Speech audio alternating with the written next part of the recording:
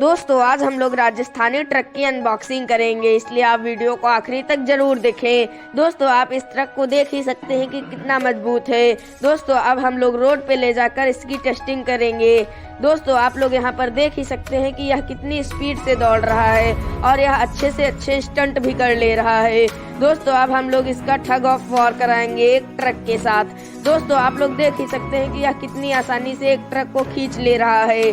दोस्तों इसमें हमारा राजस्थानी ट्रक जीत चुका है।